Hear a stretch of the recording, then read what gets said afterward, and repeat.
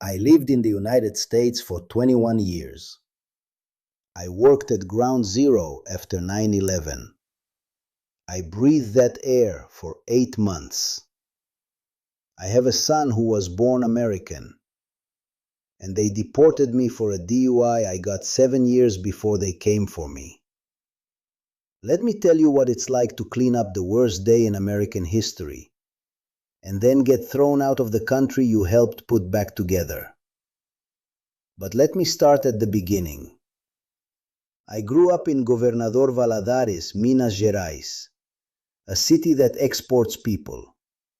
If you're from Valadares, you know someone in Massachusetts. Everyone does. My cousin Roberval had been in Framingham for 2 years already, sending money back every week. I was 32 years old. The Metallurgica where I worked as a welder had closed in 1994. I spent 11 months doing odd jobs, watching my $200 in savings disappear. I had a wife, Cleide, a daughter, Deborah, 4 years old, and a feeling in my chest that if I didn't do something, I would spend the rest of my life watching my family go without. So I paid a despachante 2,800 reais to get me a tourist visa, B1, B2, good for 6 months. The morning I left, my mother Dona Zilda held my face in both hands. She didn't say anything for a long time. Just looked at me the way you look at something you're trying to memorize. She smelled like laundry soap and coconut oil. That exact smell, I never found it again anywhere. I told her, 3 anos, mãe. 3 anos e eu volto com dinheiro para a casinha. She nodded like it was a fact. Not a promise, a fact. Cleide was crying. I didn't cry. I've been ashamed of that for years. I landed in Miami on October 14th, 1995. At immigration, the agent asked how much money I had. I said $800. I had 340. He looked at me for 12 seconds without speaking. Then he stamped my passport. I walked through those doors and thought, okay, I'm here. Now what? My tourist visa expired in April 1996. I stayed. Look, I know what that means legally. I'm not asking anyone to pretend it doesn't. But I need you to understand what those first years were like before you judge what came after. Roberval picked me up at Logan in his '92 Civic with a broken heater. February in Massachusetts. I had a jacket I bought in Sao Paulo thinking it would be enough. It was not enough. We drove to Framingham to an apartment on Waverly Street where I shared a room with 2 other guys from Valadares, Marcos and Deusdete, sleeping on a mattress on the floor. 3 days after I arrived, I was working nights at a cleaning company called Sparkling Clean Services. $5.50 an hour, cash. I mopped marble floors in law offices at 2 in the morning and saw my own reflection looking back at me. I had a welding certificate from technical school. I was 32 years old, and I had $22 to send to Claysde by Friday. But here's the thing. I didn't feel humiliated. Not then. I felt like I was building something. Every dollar was a brick. Every week I didn't quit was a wall going up.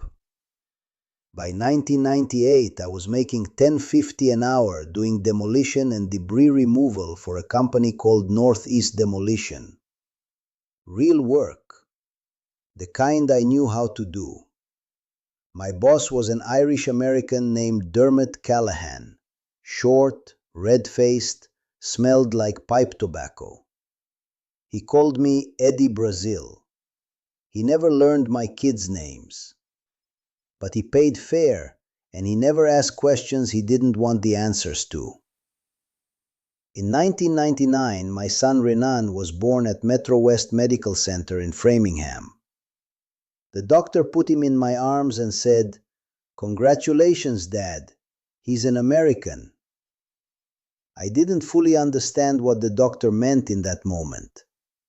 Then I did. I stood there holding this tiny person for almost an hour without making a sound. I thought, if this boy is American, then I am too. Somehow. In some way that matters. I was wrong about that, but I didn't know it yet. Then September 11th happened. I was working a job in Worcester when someone turned on a radio and we all just stopped. Dermot called that afternoon. His company had a contract with the City of New York for emergency demolition and debris removal at the World Trade Center site. He needed people who knew how to work in dangerous conditions without panicking. He asked who wanted to go. I said yes before he finished the sentence. I don't know exactly why. I just said yes. I arrived at Ground Zero on September 17th, 2001. I don't have words for what I saw. I've tried. The closest I can get is this. It was impossible to tell where the ground was. Everything was gray powder and twisted steel and the kind of silence I'd never heard before. A heavy silence, like the air itself was full of something that shouldn't be there. People worked and cried at the same time. Nobody talked much. I worked there for 8 months and 11 days, 6 days a week, sometimes 7, 10, 12 hours a day. We wore masks in the beginning. Then the masks got uncomfortable and we all took them off. Everyone did. I'm not making excuses. I'm just telling you what happened. We took the masks off and we kept working. In June 2002, Dermot called me into the office. He had an envelope. Inside was a letter of thanks from the NYC Department of Design and Construction and a certificate from the FDNY. He read one line out loud in front of everyone. "You have done more for this country than most people who were born here." I have those documents in a blue plastic folder, laminated. I brought them to America with me in 1995, and I brought them back to Brazil in a black backpack in 2016. The judge said they were noted but insufficient under current statutes. But I'm getting ahead of myself. The years after the WTC were, they were good years, honest years. I was making $22 an hour by 2010, $3,500 a month. Clade came over in 2001. In 2004, through a lawyer, we started the process to regularize our situation through our marriage. In 2006, I got my green card. Permanent resident. Legal. I paid $127,400 in taxes over those 21 years, federal and state. I never received Medicaid, food stamps, unemployment, nothing. I sent $84,000 back to Brazil in total. I built my mother a 3-bedroom house in Valadares with money I made carrying debris in Massachusetts. We lived at 23 Grant Street, Framingham. A 2-story house, small yard. Clade grew parsley and green onions in the back. Deborah grew up there. Renan learned to ride a bike there. I washed dishes every night after dinner because that was my job and I took it seriously. Saturdays I played soccer with the Brazilians at Leal Park. Sundays, church, then lunch, then called Doña Zilda at 2 in the afternoon. That was my life. That was the life I built with my hands and my lungs and my back and my time. Do you know what it's like to have a life like that?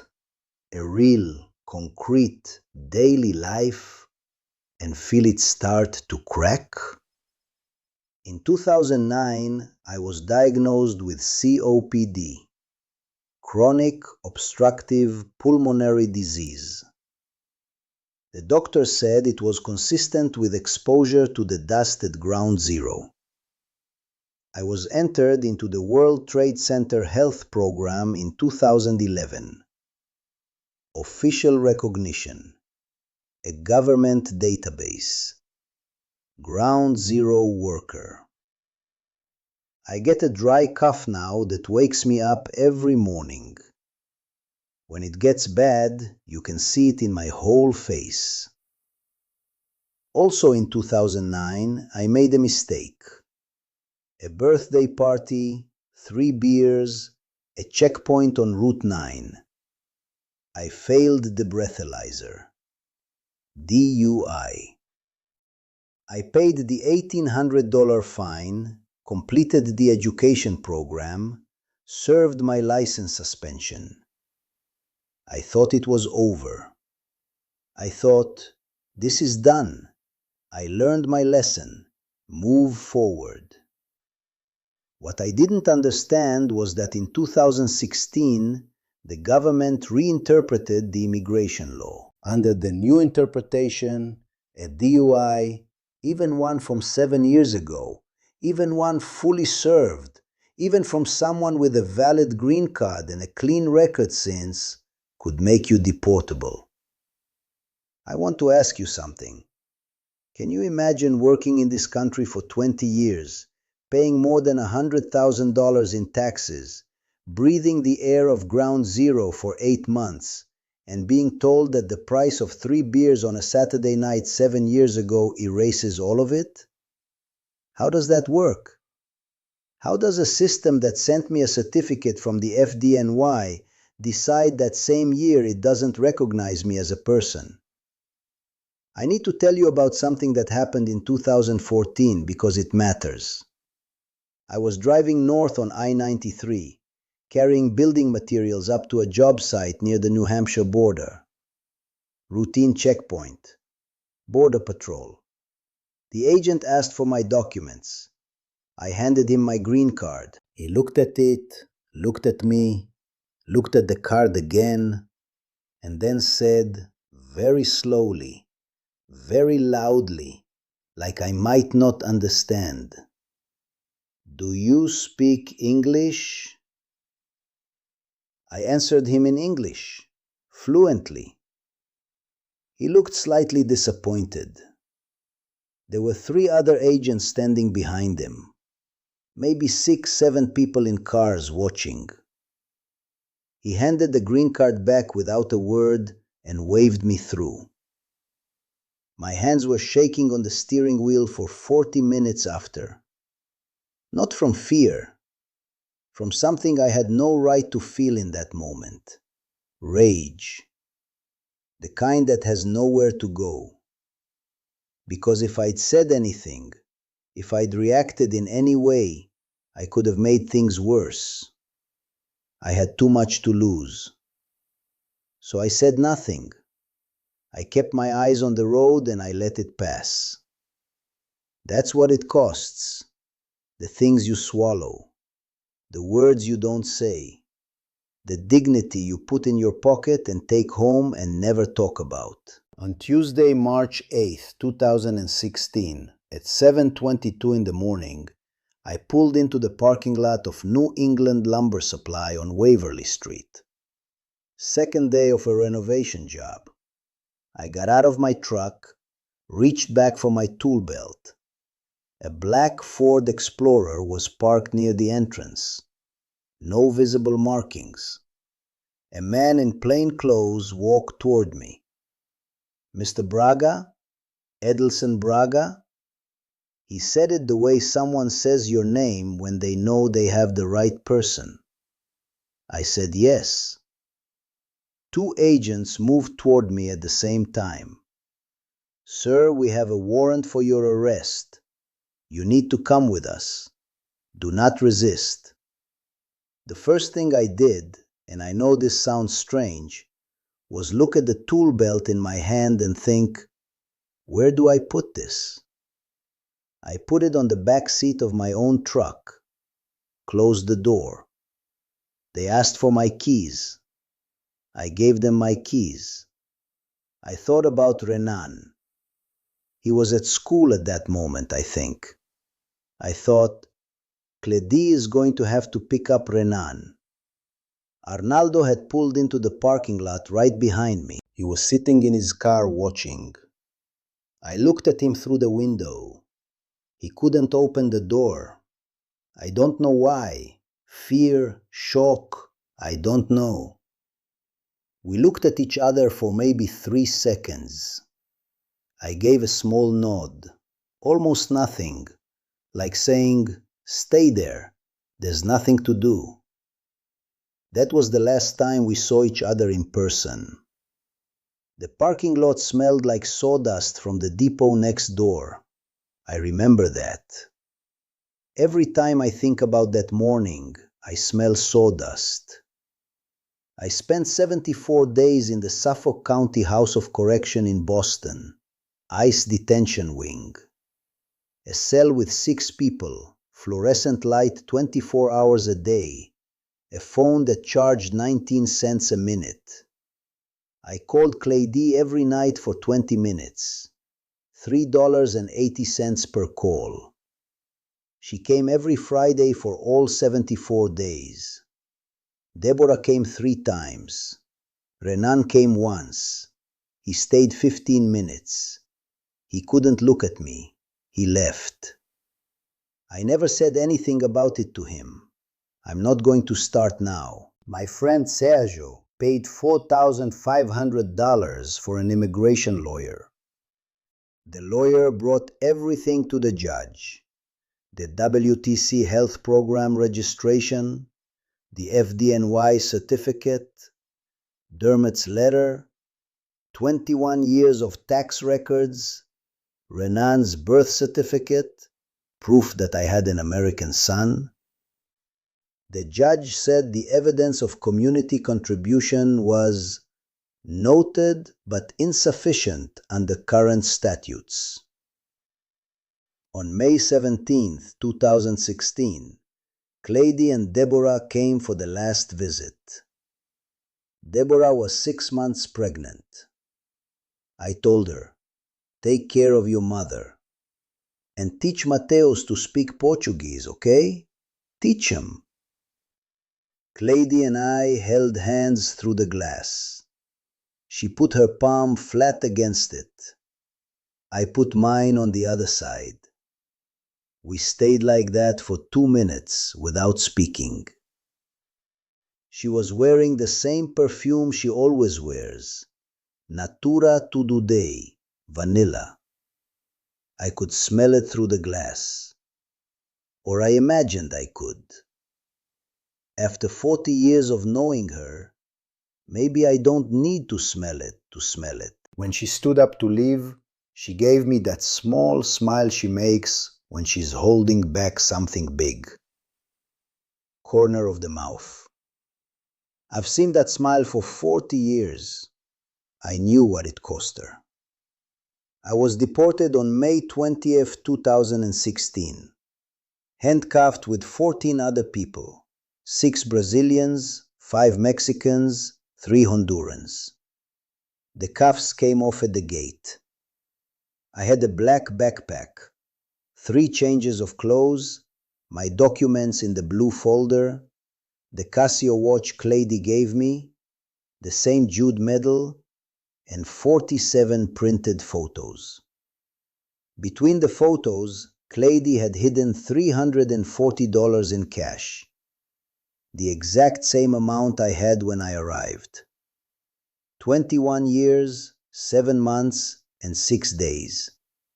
And I left with the same $340. I live now in Governador Valadares, the same neighborhood I grew up in, Santo Antonio. I sleep in the back room of the house I built for my mother, which my sister Marlene manages now. A 3 by 4 meter room, a single bed, a fan, a shelf with 47 photos lined up in a row. I do small demolition jobs for people who know me. Word of mouth. I make about 1,800 reais a month when there's work. In 2015, I was making the equivalent of 17,000 reais a month. I talk to Cleigi every Wednesday at 8. Deborah on Sundays, sometimes with video so I can see Mateus. He's 4 years old. He calls me vovô do computador, the grandpa in the computer. I have never held him. Renan calls sometimes. I always start the conversation. Last week I asked about his new job. He said he was good. We were both quiet for 40 seconds. Then we said goodbye. He starts sentences in Portuguese sometimes and finishes them in English. I answer the English part without mentioning it. There are things I want to say to him that I can only say in Portuguese. But he doesn't live there anymore, so some things stay unsaid. The cough gets worse in the morning, worse when I'm around construction dust. The WTC health program is in the United States. I'm not. Here's what I keep coming back to. Dermot Callahan, red-faced, pipe-smoking, called me Eddie Brazil for 14 years, stood in front of his whole company and read out loud. You have done more for this country than most people who were born here. He meant it as a compliment, a recognition. I took it as a kind of promise that what I did mattered, that I was seen. What I know now is that it was a true statement that carried no legal weight. It was noted. It was insufficient. I am Edilson Carvalho Braga. I am 63 years old. I was born in Governador Valadares, Minas Gerais. I spent 21 years in the United States. I worked at Ground Zero after September 11th. I have a son who is an American citizen. I paid $127,400 in taxes. I built a house for my mother and a life for my family, and I never asked for anything back. I'm not asking for pity. I don't want pity. I want you to understand what it costs, the real cost, not the political argument, not the statistic, what it costs a human being to build a life and lose it on a Tuesday morning in a parking lot that smells like sawdust. If you're an immigrant with a green card and you keep saying, I'll apply for citizenship when things settle down, please, don't wait. Do not wait. My soon lasted 21 years and it cost me everything. If you were born here and you want to understand what immigrants actually are, we're the people who showed up when it was dangerous, who worked when it was hard, who paid into a system that eventually decided we weren't worth keeping. Share this if you think that story deserves to be heard. And tell me in the comments. He worked at Ground Zero, raised an American son, paid taxes for 21 years, and was deported for a DUI from 7 years before. Do you think the system failed him? Or are rules just rules? I want to hear what you think.